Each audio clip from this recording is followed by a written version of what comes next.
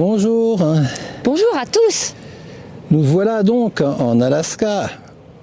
On y est arrivé la semaine dernière et on va se diriger vers ce qui correspond pour nous au bout de l'Alaska. Alors on n'est géographiquement pas au bout de l'Alaska, mais on est presque aussi loin qu'on peut aller en Alaska par la route. On veut parler de Homer, le petit village de Homer. Alors pour y aller, bien entendu, il y a une route, et cette route, puisque je vous rappelle qu'on repart de Haines, traverse de belles étendues glacées qu'on a pris beaucoup de plaisir à filmer en drone, parce qu'on avait vraiment le sentiment d'être dans un paysage qui correspondait tout à fait à ce qu'on imaginait de l'Alaska. Ça a pris un certain temps, et on a aussi, quand on est redescendu de ces montagnes pour aller vers la péninsule de Kenai, où se trouve le village de Homer, on a longé des rivières à saumon, des rivières dans lesquelles on pêche le saumon. Et ces rivières, déjà présentées la semaine passée, sont extrêmement turquoises et extrêmement présentes dans le paysage parce que la route les longe bien souvent. Et donc on a eu l'occasion d'avoir de très très belles vues. Et pour nous, le turquoise de ces rivières restera partie intégrante du paysage de l'Alaska, ce qui contraste évidemment avec la glace qu'on avait vue précédemment. Et donc, au bout de cette route assez longue, plusieurs jours de traversée, on a pris notre temps parce que le paysage était très beau. On arrive Alors, enfin non, à le Homer. paysage était très beau, mais il faut préciser qu'il y a des points de vue très réguliers, peut-être tous les 2 kilomètres, où nous nous sommes arrêtés, et à chaque fois on voit rien. C'est vrai que les vues sur la mer ne sont pas très nombreuses. On peut faire une exception tout à fait notable pour un endroit qui s'appelle Anchor Point, et qui est tout simplement l'endroit le plus à l'ouest de tout notre parcours. Alors là, on va faire un peu de teasing, peut-être parce que se pose la question de notre passage du Pacifique vers l'ouest qui va devenir l'Asie. Mais avant même d'aborder ce point, et puis on va garder le suspense un petit peu pour savoir ce qu'on va faire après l'Alaska, on va reporter ça dans 2 ou 3 vidéos.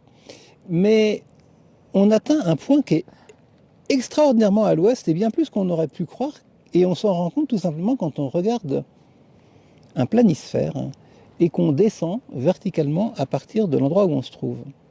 Eh bien, on a eu la grande surprise de voir qu'on se trouvait à l'ouest de Tahiti. Quelle surprise, c'est-à-dire qu'en fait, on est au droit de l'océan Pacifique dans sa partie centrale, pour ainsi dire, parce qu'on n'est plus très loin des îles Aléoutiennes, on est tout à fait à l'ouest. Et l'Alaska, on imagine que c'est au nord, mais c'est aussi vraiment très très à l'ouest. Il y a un décalage considérable, un décalage horaire considérable, par exemple, avec la France. Et près de Anchor Point, il y a un autre phénomène assez particulier, c'est qu'il y a là une zone de pêche en mer qui est assez populaire, et donc il y a pas mal de restes de poissons qui sont abandonnés par les pêcheurs. Et la conséquence, c'est que ça attire évidemment les oiseaux, et pas n'importe quels oiseaux, puisqu'il s'agit des aigles. Les pigargues à tête blanche, dont on a la version adulte et la version juvénile. Donc on a plusieurs couleurs de plumage, et ces oiseaux sont là, ils n'ont pas spécialement peur des hommes, et ils viennent par groupe parfois. Leurs seuls concurrents apparemment sont plutôt les mouettes, les autres oiseaux marins, mais pour le reste, on est là dans une situation où on peut vraiment les approcher de très près. Alors, est-ce que c'est une situation naturelle ou artificielle? Ça, à vous d'en juger. C'est quelque part entre les deux. L'homme interfère dans le spectacle, mais il interfère indirectement. Les oiseaux ne sont pas directement appâtés. Et donc, en plus, comme l'espace est assez grand, on a quand même le sentiment d'être face à des scènes de vie sauvage. Ces aigles, on allait les retrouver à Homer. Et donc maintenant, on va parler un petit peu de ce que c'est que Homer. Alors Homer, c'est d'abord un joli petit village. Super mignon. Super mignon. Tout petit. Oui et non, parce qu'il n'est pas si petit dans la partie qui est encore sur le continent, mais il se trouve qu'il y a une zone géographique particulière qui s'appelle le Spit, qui est la pointe de Homer, et cette pointe, elle se dirige d'ailleurs pas vers l'ouest, pour le coup elle se dirige vers le sud parce qu'il y a une courbe à ce moment-là dans la côte, mais elle est très singulière parce que c'est une vraie avancée dans la mer. Et donc à partir de là, on a vraiment une perspective presque à 180 degrés sur l'ensemble des glaciers qui, au loin, constituent les zones inaccessibles par la route de l'Alaska. Alors ce sont des zones qui sont inaccessibles par la route, mais qui sont très réputées puisqu'il s'agit du parc de Katmai d'un côté et du parc de Lake Clark de l'autre, qui constituent en gros les deux destinations les plus prisées dans le monde pour aller voir les grizzlies. On est allé à Homer parce que j'avais très envie d'aller approcher les ours à pied. Mais que ce genre d'expérience coûte très cher, trop cher pour notre petit budget de voyageur. Donc nous avons fait plusieurs agences. Bon, situé dans une approche last minute, c'est-à-dire en fait, ben voilà, on arrive ce soir, on n'a rien réservé, ce qui est rarissime en fait, puisque c'est tellement coûteux que les gens s'engagent en fait dans ce voyage. Je ne veux pas dire que c'est le voyage d'une vie, enfin, mais c'est quand même un voyage qui est impliquant. Donc pratiquement toujours, tout est réservé à l'avance et tous les tours opérateurs sont pleins. Et donc nous, on se singularise en arrivant en disant, est-ce que vous avez un départ demain? Est-ce qu'il vous resterait des places? Et alors, évidemment, en général, c'est non. Avant, on s'était renseigné en périphérie, là où il y a des petits hydravions, puisqu'il faut se rendre aux deux endroits qu'a cité Manu en hydravion, bien sûr. Donc là, il y avait 2 ou 3 petites agences. On est allé voir, puis on est allé dans le village d'Homer. Et nous avons trouvé une toute petite agence qui était fermée puisqu'il était plus de 20 heures. Vraiment, mais quand je vous dis petit, c'est petit. Et il y avait un panneau qui disait, en cas de fermeture, merci d'appeler avec un numéro de téléphone. Manu a appelé. Et je suis tombé sur une scène qui était une scène de la vie familiale apparemment. Oui. Il y avait le mari, la femme et les enfants, alors il y a des jeunes enfants qui étaient en train de manger apparemment. Et c'est là qu'on a découvert cette agence. Jay Bear, c'est juste un pilote qui a ouvert sa structure depuis quelques années. Et le secrétariat est assuré par sa femme. Et donc il se trouve que par chance, il avait un départ le lendemain. L'avion qui pilote, qui est son petit avion, à 5 places et il avait 3 places qui avaient été réservées, il lui restait 2 places. Elles étaient évidemment pour nous. Et donc voilà, c'est ce qu'on a fait, on est parti le lendemain. Et du coup, on est quand même parti, alors cette agence, elle est moins chère que les autres, puisque c'est une toute petite agence familiale, mais on est parti à 30 ou 40% ouais, à peu près, c'est de moins que le prix, entre guillemets, catalogue. Normal, voilà, catalogue d'Homer. Donc, comme Manu avait eu 60 ans en peu de temps avant qu'on parte et que sa famille avait fait une petite cagnotte pour nous permettre d'aller voir les ours, je lui ai dit, écoute, c'est quand même un peu l'occasion rêvée. Donc, on a dit OK et on est parti. Vers le parc de Lake Clark. Alors, on n'avait pas le choix de la destination. Jusqu'au matin même, on ne savait pas où on allait. Il a dit, ça va dépendre demain matin. La plupart des avions sont des hydravions. Celui-ci n'était pas un hydravion, c'est un avion qui avait des roues et qui était habilité à se poser sur les plages. C'était un petit coucou, mais vraiment on était 5 passagers dans l'avion, 6 avec le pilote, et on était serrés. Enfin, c'est plus petit qu'un habitacle de monospace, hein, l'intérieur de l'avion. Le signe pour ouvrir et fermer la porte, ça avait été réécrit au stylo-bille par les enfants. Mais c'était les petits qui avaient fait, oui. Donc il y avait vraiment un côté artisanal qui était plaisant. Et la différence entre les deux destinations, Katmai d'un côté et Lake Clark de l'autre, c'est d'abord que Katmai est plus connu parce qu'il y a des chutes d'eau qui sont très connues, qui s'appellent Brooks Falls, où sont faites les photos iconiques des grizzlies qui pêchent le saumon non seulement la rivière, mais dans les rapides de la rivière, dans les chutes de la rivière. En fait, c'était de toute manière impossible de faire ça au moment où on s'y trouvait parce que les saumons n'allaient pas venir avant le mois suivant. Donc ça, c'était exclu. À partir de là, les deux destinations étaient, on va dire, du même calibre. C'était un peu une question de chance ensuite de voir plus ou moins d'ours à l'une ou l'autre. Et nous, on est allé vers Lake Clark aussi parce que cet avion qu'on a pris n'était pas un hydravion. Alors, on va voir notre atterrissage sur la plage. C'est une plage de petits galets, donc c'est quand même assez spectaculaire. C'est très, je ne vais pas dire amateur, mais c'est très artisanal comme genre de pilotage et d'atterrissage et de décollage.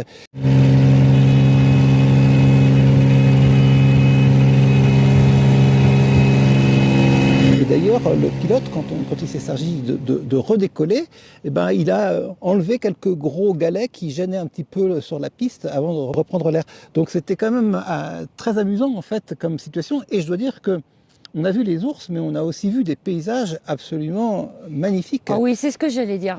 Alors, c'est vrai que je suis peut-être hypersensible, je ne sais pas, mais pendant ce vol, j'avais vraiment les larmes qui montaient parce que je me disais, mais c'est pas possible ce que je suis en train de vivre. J'avais l'impression d'être, quand on regarde les reportages animaliers ou les émissions animalières à la télé et qu'on voit les présentateurs dans les avions et qui survolent et qui voient les ours et des paysages fantastiques. Et j'étais là et on a survolé, mais c'était magnifique, vraiment magnifique. Comme dans les reportages, on voyait les ours. Des petits pois. On voyait bien que c'était des ours qui étaient soit dans l'eau, soit sur la plage. Donc le pilote regardait et puis décidait ou pas d'y aller.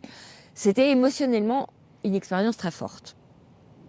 Et Oui, puis, on a alors fini par atterrir. ça rappelle un peu Out of Africa en fait. Mais bon, c'est pas le même climat, mais il y a le côté Finchâton hein, qui survole là, À le lac côté de de moi. Flamand-Rose.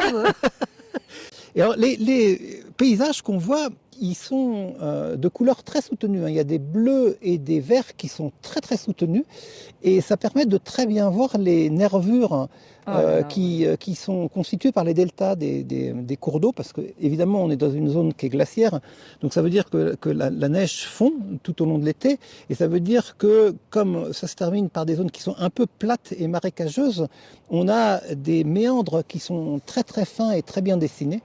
Et donc, ça donne au paysage un côté graphique absolument évident. Et c'est vrai que c'était une partie importante de l'aventure. D'ailleurs, Ouais. les tours opérateurs de Homer vendent parfois des tours en avion seul, c'est-à-dire on se pose même pas, on va juste voir les paysages du ciel. Ouais. Et Non, puis enfin, c'est c'est aussi magnifique. l'impression d'être, de vraiment aller les chercher les ours quoi, loin, et puis de rentrer dans leur univers tout simplement. Alors, il n'y a pas tout à fait rien d'ailleurs à ces endroits. Il y a 2 ou 3 camps d'ours. Et donc, il y a quelques. On ne peut pas dire que ce soit entièrement vierge. Là, il y a un camp. Et là, vous pouvez voir par terre des traces énormes des ours qui s'approchent vraiment tout près d'ici. Faut pas que je m'éloigne.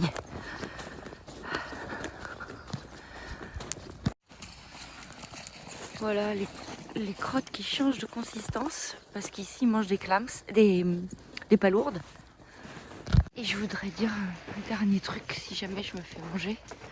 Il y a peu de chance. Hein. C'est que ce vol était pour moi extraordinaire. C'est émotionnellement presque aussi fort que pour les baleines. C'est mais super. Avoir survolé l'Alaska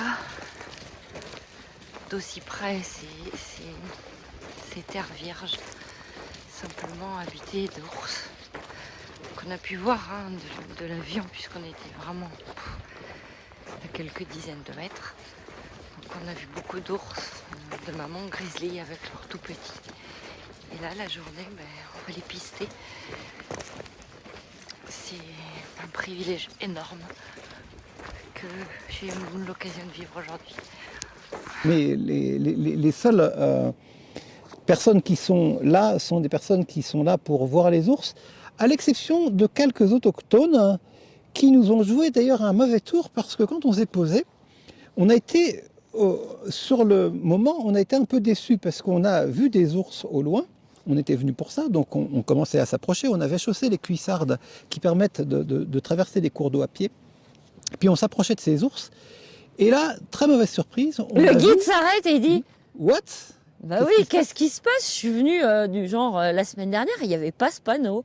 Et effectivement, les Indiens, les Esquimaux, les indigènes s'étaient octroyé le droit d'étendre leur propriété et de l'interdire aux touristes, ou alors de payer un droit Plus que ça, significatif. c'est une question de rapport de force. En fait, les indigènes ont une sorte de droit moral sur le pays. Il y a ensuite une politique qui est assez largement en leur faveur, à certains points de vue, donc on leur donne des droits, mais le fait d'en donner les incite à en demander plus encore. Et donc là, il y a eu une sorte de claim, c'est-à-dire, bah non, maintenant, non seulement ça c'était à nous, mais ça aussi c'est à nous, et donc vous allez sans doute devoir payer. Et il est clair que la négociation n'était pas achevée, que nous on est tombé à un assez mauvais moment de la négociation, parce que j'imagine que dans quelques semaines, quelques mois, l'affaire sera réglée et que les tours opérateurs paieront un petit peu plus et il n'y aura plus de problème pour aller voir les ours à cet endroit-là. On a quand même essayé d'avancer malgré l'interdiction. On a grappillé quelques mètres parce qu'il y avait une femelle grizzly et deux tout petits qui étaient vraiment mignons. Et un mâle un peu plus loin qui essayait de s'approcher et la mère... C'était un jeune, je pense. Hein, oui, était, oui, un il jeune semblait mâle. joueur. Hein. Et la mère protégeait ses petits, mais on était quand même trop loin pour avoir des jolies prises de vue, quoi. Oui, oui, oui. On avait vu précédemment, juste au moment de l'arrivée, un gros ours solitaire. Alors, j'aurais tendance à penser que c'était un mâle au pied d'un rocher. C'était une assez jolie scène là parce que l'éclairage était un peu tamisé et c'était notre première scène. Elle était assez jolie, mais elle a duré peu de temps parce que cet ours-là s'est enfui. Après quoi? Non, mais ce qu'il faut peut-être préciser quand même, c'est qu'effectivement, là, on se pose et on est dans le territoire, en plein milieu du territoire des ours. Il n'y a pas de barrière, il n'y a pas de fil électrique, il n'y a pas d'eau qui nous sépare des ours, c'est-à-dire qu'ils peuvent surgir à n'importe quel moment autour de nous. Donc, on est prié de rester derrière le guide. Nous, on avait un groupe de 3 autres personnes avec nous, excessivement bien disciplinés, donc ça, c'est quand même un coup de chance et c'était super bien. Et donc on marchait et là tout à coup il s'est arrêté et effectivement il y avait cet ours qui était franchement à 5 mètres de nous, hein, dans les rochers, donc c'est émotionnellement très très fort. Et donc pour la suite des opérations, ben on suit le guide, alors il nous donne des consignes très précises de comportement à adopter parce que finalement notre sécurité c'est le savoir-faire du guide qui lui est venu des dizaines de fois et donc il sait exactement comment se comporter face aux ours. La difficulté étant que s'il y a bien une chose qu'on ne doit pas faire et qu'on connaît tous, on ne doit pas fuir face à un ours, il est par contre difficile de savoir quand il faut jouer de l'intimidation, c'est-à-dire se mettre le plus grand possible, le plus haut possible, ou quand au contraire il faut plutôt jouer la soumission, c'est-à-dire se mettre à genoux pour ne pas constituer une menace par rapport aux ours. Mais il est vrai que dans cet univers-là, on est sans bombe à ours, puisque on prend l'avion et que donc on n'a pas le droit de monter des bombes à aérosols. On est les mains dans les poches, il y a juste le guide qui a une petite corne qui fait du bruit. Oui, pour l'effrayer le cas échéant. Et un pistolet quand même. Oui. Pas pour le tuer l'ours, hein. Mais pour l'effrayer en tout cas. Une fusée de détresse qui pourrait l'effrayer aussi visuellement. Mais c'est à peu près tout. Donc pour le reste, c'est vrai que c'est quand même une expérience immersive d'être dans le territoire des ours à hauteur, ce qu'on appelle ground level, c'est-à-dire à hauteur d'ours. On était un peu déçus parce que, à part cette femelle qu'on avait vue très très loin et l'ours dans l'arbre, il n'y avait rien d'autre. On a marché assez longtemps dans des zones assez marécageuses. On voit les traces. Et aussi les bébés derrière là-bas, il y en a des tout petits. Et on peut aussi raconter qu'on a traversé les cours d'eau en cuissarde, donc ça c'était, oui. ça participe de l'immersion. Pour le coup, on était même en dessous pratiquement de la hauteur du sol. Oui, mais le pilote, qui est vraiment quelqu'un de très bien, a senti que c'était quand même un peu juste. Et du coup, il a dit allez, on reprend l'avion et on va aller voir ailleurs. Et on est pour le même prix, nous avons eu un petit vol supplémentaire, un autre décollage et un autre atterrissage. On a resurvolé certains endroits, on a vu à nouveau des ours au sol. Et c'était le bon choix? C'était un très bon choix. On est parti, on a marché assez longtemps. Il y avait des arbres, il y avait des grandes plaines et au bout d'un moment, on a aperçu les ours au loin et donc on s'est dirigé en silence vers ces ours qui étaient deux ours adolescents en train de simuler les combats. Moi, j'aurais tendance à penser que ce sont 2 frères. C'était après le sevrage, donc sans doute 3-4 ans, je dirais. Ils étaient joueurs, ils étaient en pleine forme, c'était pour eux le début de l'été, donc ils ont tout simplement joué. Ils s'alimentent beaucoup à ce moment-là, ils doivent reprendre des forces bien sûr, donc il y a une grosse part de la journée qui est consacrée à des tâches alimentaires, mais comme c'était des individus qui étaient en pleine forme, ils avaient un petit peu de temps pour jouer en plus. Ils se sont éloignés et donc le guide a dit bon, on va les suivre. Et là, on avait le soleil en notre défaveur, mais c'était extraordinaire, c'est-à-dire qu'ils sont allés dans l'eau, prendre un bain et simuler des petits combats tous les deux dans l'eau. Ça a duré un moment et c'était magique.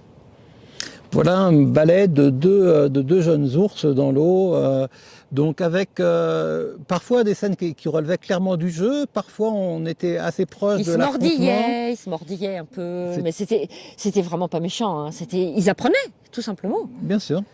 Euh, Et puis ça a continué. Évidemment, avec l'eau qui crée des reflets, c'est difficile à rendre. On pourrait presque essayer de le rendre en ombre chinoise. D'ailleurs, c'est ce que, sans vouloir le faire exprès, on avait un petit peu comme résultat concret. Mais on était surtout ravis parce qu'on a eu cette chance de voir cette scène un peu tout à fait à la fin, et c'était un bonus pour nous parce qu'on avait le sentiment de ne pas avoir vu autant qu'on aurait souhaité lors de cette excursion, et puis finalement on a eu cette scène qui nous comblait tout à fait. Après il y a une difficulté photographique, c'est que quand on est à distance, par exemple on est à 20 mètres, 50 mètres, on est très à l'aise au téléobjectif pour capturer les scènes. Dès que l'ours se met à galoper dans notre direction, en fait il sort du champ, on ne sait plus quoi faire, on serait beaucoup plus à l'aise avec un smartphone, mais évidemment on était bloqué sur notre téléobjectif, donc on n'a pas forcément le temps de changer de l'un à l'autre. Mais pour nous, ça ne change rien, évidemment, à l'expérience vécue qui était unique. Et petite anecdote, d'ailleurs, comme on avait fait un grand cercle pour... Oui, effectivement, parce que Manu a dit tout à l'heure, on serait mieux au smartphone. J'ai voulu prendre mon téléphone, et là, j'ai dit, oh, Manu, j'ai perdu mon téléphone. La lanière s'était décrochée. Oh là là. Et du coup, le pilote nous a dit, il n'y a pas de souci, on va retourner où on était précédemment. Donc on est reparti, on a eu encore un petit bonus. Et on a retrouvé le téléphone. Assez facilement. Voilà, et on est remonté dans l'avion, on a redécollé pour survoler des paysages de glace, enfin des glaciers. Sublime. À couper le souffle. À couper le souffle. D'ailleurs, il n'y avait pas un bruit dans l'avion, tout le monde était... Ouais, comme les hélices. Non, mais de gens qui parlaient, c'était vraiment...